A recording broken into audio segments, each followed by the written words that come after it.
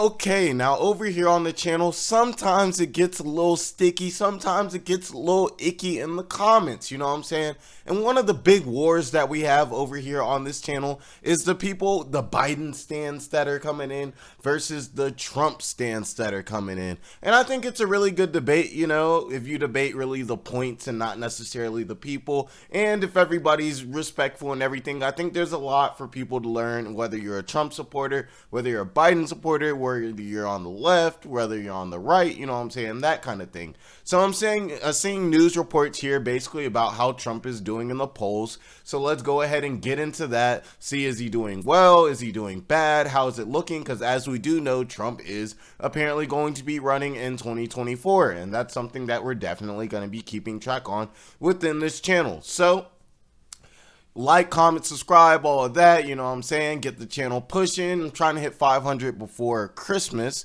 And I don't want to hold you up. So let's just go ahead and get straight into it. Okay, so it says Trump hits 7-year low in the new national poll as Biden approval climbs. I think this is very interesting because, as you know, Biden, I'm pretty sure in the polls, he's got to been getting slaughtered. He's been absolutely terrible this year. He's pretty much just been falling asleep and just getting disrespected by other nations, you know, that kind of thing. He hasn't really done too much that's good, you know, so people have really been trashing on Biden. Inflation's been all over the place. I don't know if you can really place the blame on Biden for that, but, you know, the economy has not been doing, you know, better it is doing better, but not at the rate that we would have liked, or what a lot of people think that it would be like if Trump were in office. They also think that we would have a lot more respect, you know, for things like the Brittany Grinder, you know, prison swap. But that's something that I think if you don't really look into the details and you're just like, oh, well, we gave away a terrorist for a WNBA basketball player, you may think that's good if your head's not really screwed on your head correctly. But, you know what I'm saying? That is something that will, you know, obviously, you know, be in favor of Biden, because that not only gets him the black community, but that also gets him the LGBTQ community. And let's be real here, that's a large reason why Biden does this. I don't genuinely believe Biden cares for minorities like that. Y'all can let me know what y'all think about that in the comments. But let's go ahead and get into this article and see what it's saying.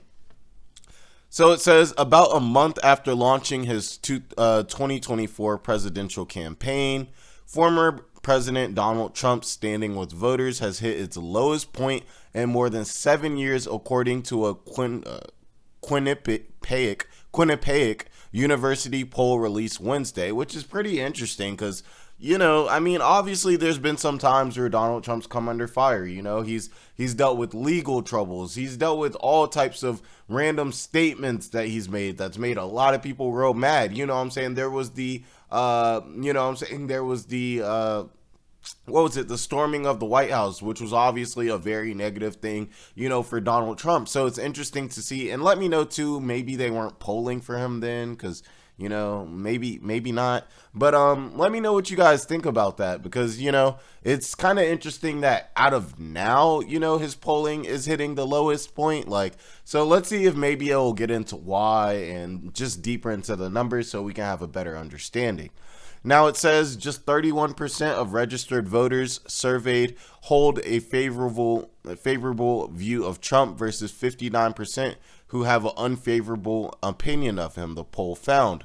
That's the lowest rating Trump has received since July 2015, shortly after he launched his presidential bid, according to Quinnipiac.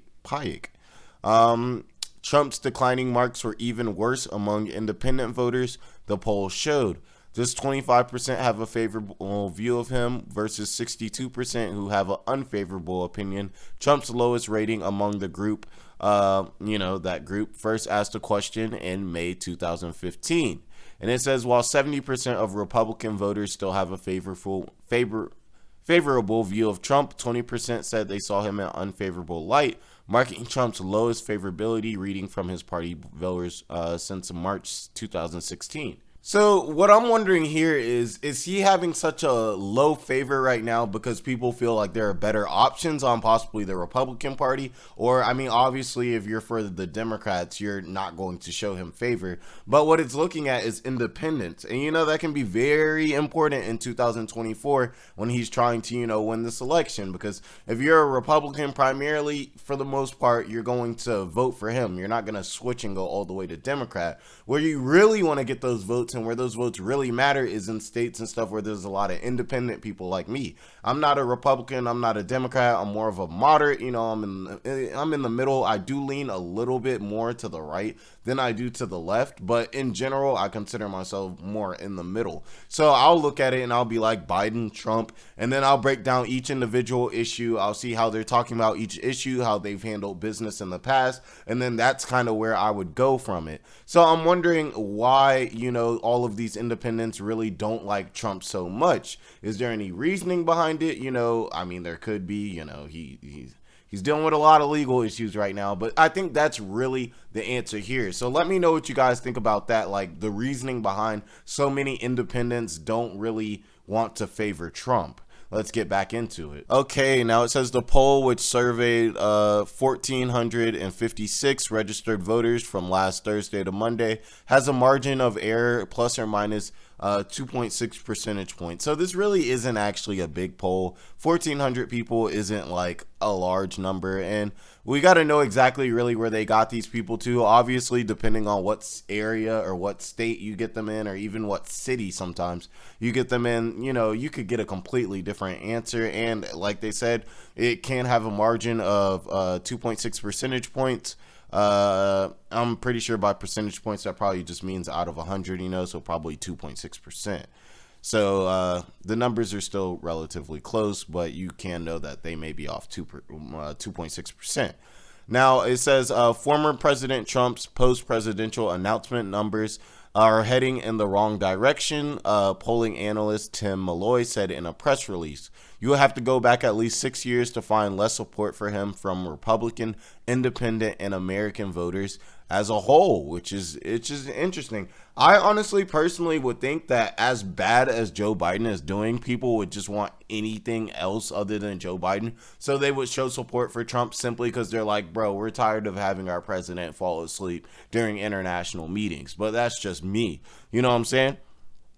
So, meanwhile, the survey found that President Joe Biden's job approval rating, while still underwater, had jumped to its highest rating since 2021. And I'm thinking right now this has to be because of the prisoner swap Brittany Griner situation, which I think is insane, and I think that the U.S. has a lot less respect now because of that situation. But a lot of people think that it's a good thing. I think it's a great thing that she came home. I think it's a bad thing for the world that this swap happened. Well, shout out to her though, just 43% of respondents said they approved of Biden's work. 43% of people approved of Biden's work while he was in office. Where did they get these people?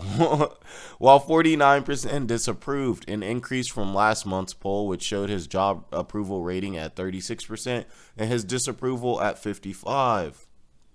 Now, of course, a lot of those people are going to be Democrats. Because, it seems like they're polling whatever party you're in and then the independents. Now, Biden, who defeated Trump in 2020, has not yet announced whether he will run again in 2024. He shouldn't. Though he has signaled that he would like a Trump rematch.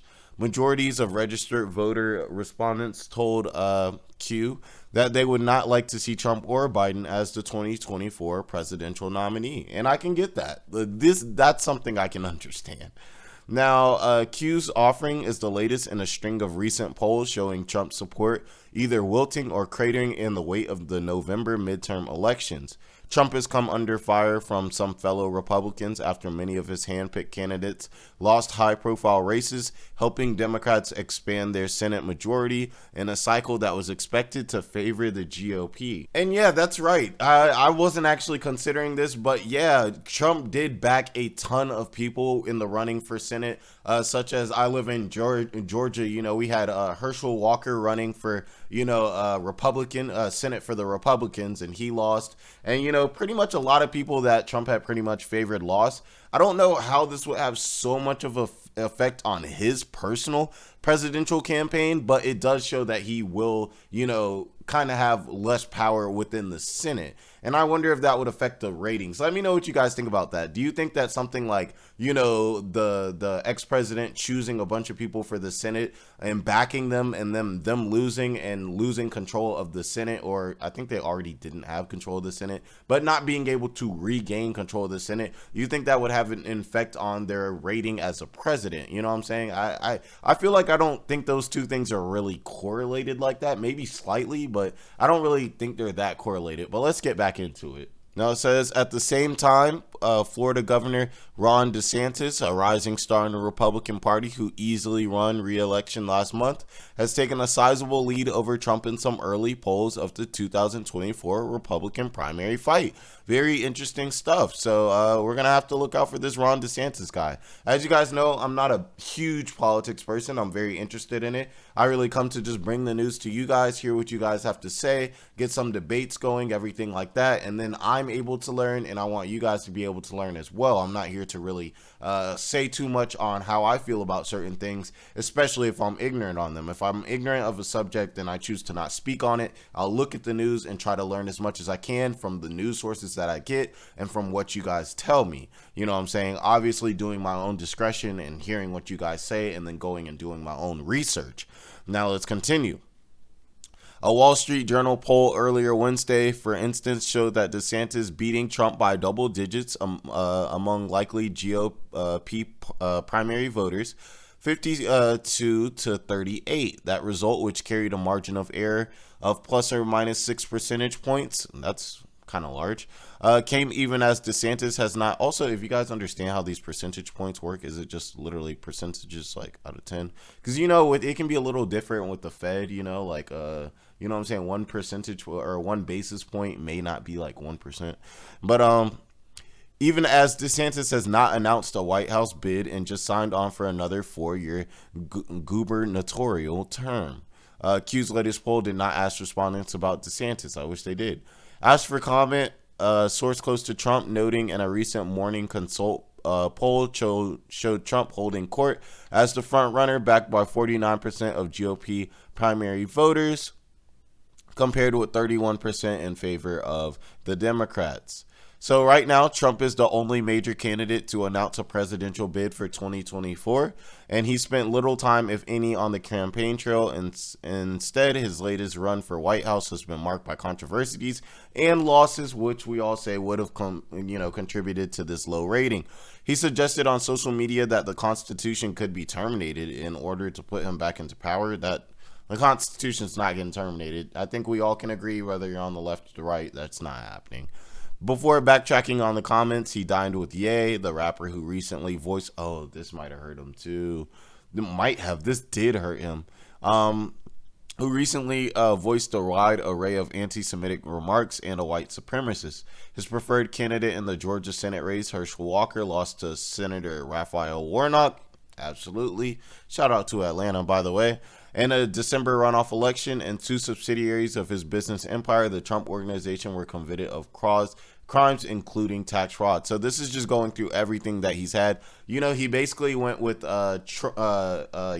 and I can't remember the dude's name right now, but he basically, a guy that said like the Holocaust didn't exist and everything. Well, that was Kanye, but basically it was a guy who pretty much, he's been hating and saying a lot of anti-Semitic and racist stuff for a long time, and not a lot of people like him on either party for that. You know what I'm saying? So Trump actually sitting down, meeting and eating dinner with him was just a bad look in general. And now that I'm seeing that, remembering that, I can kind of see why he would be down in the polls.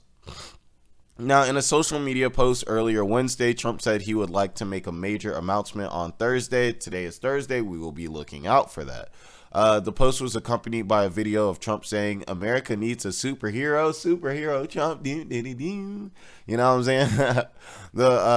Along with a brief animation showing a cartoon version of Trump shooting lasers from his eyes in front of Trump Tower. So let me know where you guys stand on this and everything like this. Do you guys think this is more because, you know, Biden hit that swap, which was good for like the black minority LGBTQ kind of community, and that just kind of propelled him, you know, up a ton of basis points? Or do you really think this is all because of Trump's recent decisions? Like I said, the meeting with Kanye, well, not tweets that he's put out, but, you know, some of the strange things that he said, you know what I'm saying? The point that, you know, a lot of the senators that he backed lost. I mean, pretty much most of the senators that he backed lost.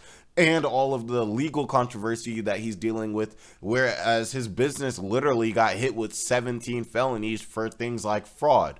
You know what I'm saying? And the point that we had found presidential documents at Mar-a-Lago by his own investigative team, I'm pretty sure a few weeks ago. So let me know what you guys think about it. Let me know what you guys are thinking about the 2024 elections. Do you guys think it's going to be a Biden versus Trump thing? Do you think this new guy is going to get into the races? Maybe I'll have to make a video on him because it seems like the Republican Party really seems to value him. So we're going to definitely take a look into him. What are the good things about him? If there are any bad things about him, we're not going to search for it. But if there are, then we're going to, you know what I'm saying, speak on that too as well.